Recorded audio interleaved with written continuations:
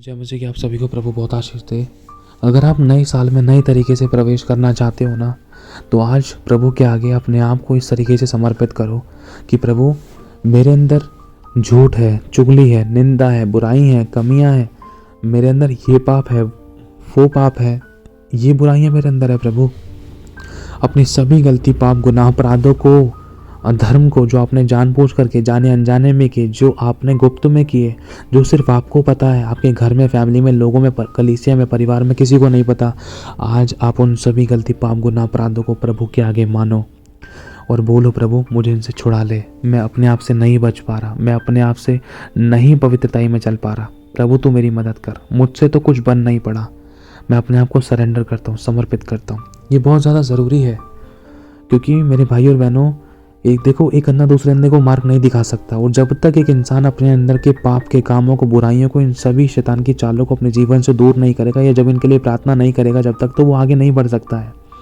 क्योंकि देखो, एक कुर्सी पर एक ही जना बैठ सकता है। अगर हमारे मन की कुर्सी पर कोई अभिलाषा है, कोई बुराई, कोई खमीर है ना, तो यीशु उस कुर्सी पर नहीं बैठ सकता है। समझ सकते हो आप लोग, है ना? बुद्धिमान इन बातों को समझ सकते हैं। कहने का मतलब ये है कि अगर हमारे आत्मिक जीवन में, अगर हमारे शारीरिक जीवन में किसी प्रकार का कोई पाप जन्म ले रहा था, या कोई पाप था, या व्यभिचार था, डिटाई थी, कड़वाहट थी, नामाफी, या किसी को माफ़ नहीं किया, हमने किसी को ब्लॉक कर दिया, या किसी को माफ़ नहीं कर पा रही, तो एक खमीर है।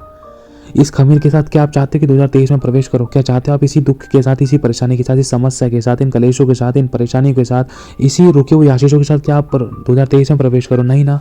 अगर आप चाहते हो एक अच्छी ज़िंदगी जीना, ब्लेसड लाइफ जीना, आप देखो, बीती हुई बातों का स्मरण मत करो। जो हो गया सो हो गया। गड़े मुर्दे मत उखाड़ो, अगर उखाड़ोगे तो बदबू ही आनी है। इसीलिए, क्योंकि प्रभु ने कहा है, देख मैंने तेरे अपराधों को क्षमा किया है, इसलिए तू भी क्षमा कर। बहुत बार एक विश्वासी एक अन्य जाति को या विश्वासी को माफ़ नहीं कर पाता। कई बार एक विश्वासी अपने घराने को माफ़ नहीं कर पाता, अपने लोगों को, विरोधियों को, शत्रु को माफ़ नहीं कर पाता। यही तो बहुत बड़ी बात है। आज इंसान सारे बड़े बड़े काम कर रहा है, लेकिन छोटे छोटे कामों में चूक जाता है और कहता है, प्रभु मैंने तो तेरे लिए सब कुछ किया, लेकिन मेरी ज़िंदगी में आशीष क्यों नहीं आ रही? लेकिन बाद में पता चलता है कि छोटे छोटे कामों में तो तू चूक गया। तूने परमेश्वर को परमेश्वर का दिया, ठीक है, समझ सकते हैं, लेकिन जो फैमिली का है वो फैमिली को दिया। क्या तूने उनको माफ़ किया? क्या तूने उन पर दया की? तू तो कड़वाहट भर के बैठा है, विरोध भर के बैठा है, तेरे अंदर व्यभिचार है, गलत और गंदे काम तू करता है, तेरी गलत और गंदी अभिलाषाएं हैं। तेरी अभिलाषाएं कितनी गंदी है, जो तुझे मुझसे दूर करती हैं, परमेश्वर से दूर करती है, संगति से दूर करती है, प्रार्थना आराधना से दूर करती हैं। फ़ोन की हो गई, गलत और गंदी चीज़ें देखने की हो गई, गलत संगति में जाने की हो गई, गलत खाने पीने की चीज़ों की हो गई, नशे पत्ते, ये गलत चीज़ें हैं। ये परमेश्वर से दूर करती हैं विश्वासी को। गलत चीज़ें देखने की हो गई, समय बर्बाद करने वाली ये गंदी चीज़ें हैं, ये दुष्ट आत्माएं हैं। सोचो, अब हम नए साल के अंदर नए तरीके से कैसे प्रवेश कर सकते हैं? क्या इन खमीरों के साथ? अब तक तो बहुत कुछ खो दिया था, लेकिन प्रभु नहीं चाहता कि आगे हम कुछ खोएं, क्योंकि हमारे पास अब और कुछ है नहीं। लेकिन प्रभु चाहता है इस बात को कि आज हम नए तरीके से हम पश्चाताप करें, एक नया शेड्यूल बनाएं।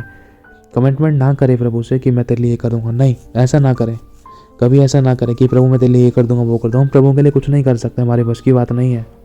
समझना इस बात को।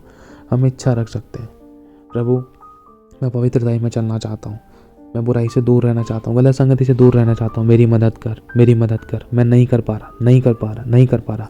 आप इच्छा रखो, रोज़ प्रार्थनाएं बैठो, रोज़ अपने लिए फास्टिंग करो, चाहे 1 घंटे की, चाहे 2 घंटे की, चाहे 3 घंटे की। इन बचे हुए दिनों में उपवास में आकर अपने अंदर के उन खमीरों को, उन बुराइयों को, उन पाप के कामों को, बातों को, विचारों को, व्यवहारों को निकालो। क्योंकि जब आप उन चीज़ों को निकालोगे ना, वैसे वैसे आप पवित्रता में बढ़ते हो। जैसे जैसे पवित्रता में बढ़ोगे, वैसे वैसे आपके रास्ते खुलते जाएंगे, आशीष आती जाएगी, बरकत आती जाएगी, छुटकारे आते जाएंगे।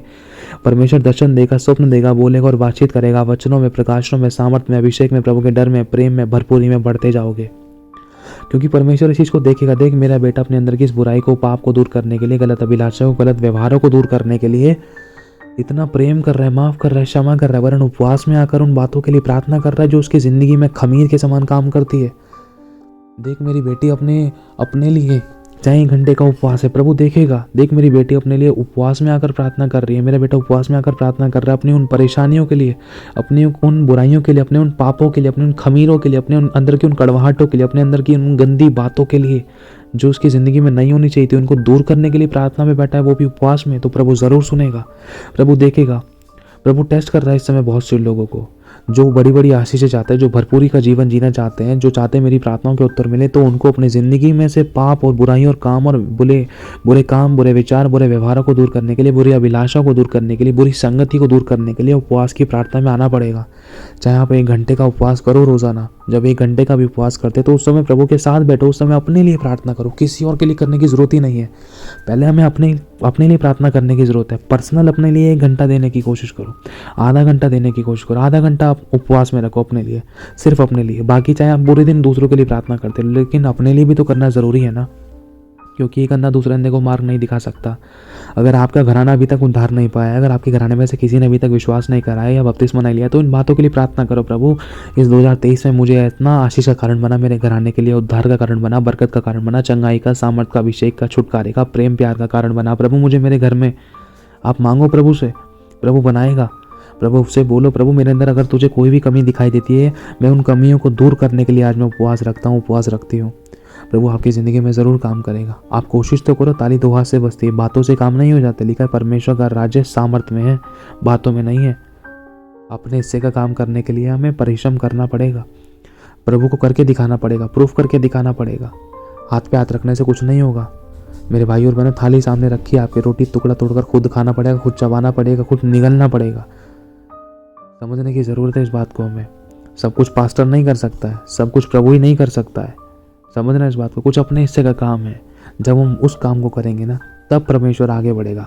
हम सोचते हैं कि प्रभु तू कुछ कर, तो प्रभु सोचता है बेटा पहले तू तो कुछ कर, मेरे तो हाथ बने हुए हैं। किस चीज़ से? तेरे कामों से, तेरे पापों के कारण मैंने तुझसे अपना मुँह छिपा रखा है। पहले उन पापों को छोड़ने के लिए उपवास कर। मैंने तेरे अधर्म के कामों से अपना मुँह छिपा रखा है, मैं तेरी प्रार्थना नहीं सुनता। पहले उन अधर्म के कामों को छोड़, अपने मन में से कड़वाहट निकाल, एक दूसरे को माफ़ कर। क्या तूने कभी शत्रु को अपने आशीष दी है?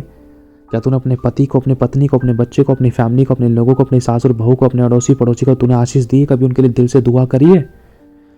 कभी अपने दोस्तों के लिए आशीष खोली है तूने, जिन्होंने तेरे को सताया, जिन्होंने तेरे ऊपर उंगली उठाई, जिन्होंने तेरे को सताया? आज तक किसी ने भी, कोई भी है, चाहे तेरे घर का है चाहे बाहर का, क्या तूने उनके लिए दिल से दुआ करी है? क्या तूने कहा है जा तुझे आशीष मिले, तुझे बरकत मिले? या फिर कभी तूने गुफ्त में उनके लिए प्रार्थना की है, या कभी तूने उनको क्षमा किया है?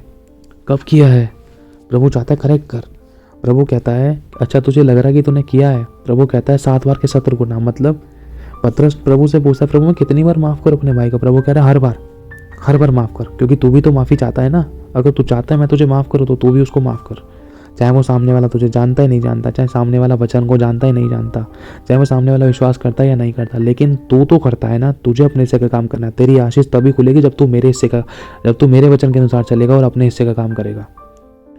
मेरे भाई और बहनों, प्रभु आज हमें करेक्ट करना चाहता है कि हम नई तरीके से प्रभु की उपस्थिति में चलें, और इन दिनों के अंदर हो सके तो उपवास के साथ अपनी ज़िंदगी की बुराइयों को दूर करने के लिए हम प्रार्थना में आएँ, अपने लिए पर्सनल प्रेयर्स में आएँ, अपने लिए क्रूस उठाएं और खुदा के लिए जिएं। देखना 2023 आपके लिए सेम नहीं रहेगा। फिर तो प्रभु के हिस्से का काम है, अपने हिस्से का काम आप करो, प्रभु अपने हिस्से का काम करेगा। वो आपको बुलवाने का मौका नहीं देगा। मेरी ज़िंदगी में अनुभव है, अगर कुछ कमी पेशी हो रही है तो उसको निकालना ज़रूरी है। हालेलुया। प्रभु आप सभी को आशीष दे, आप सभी को जय मसीह की।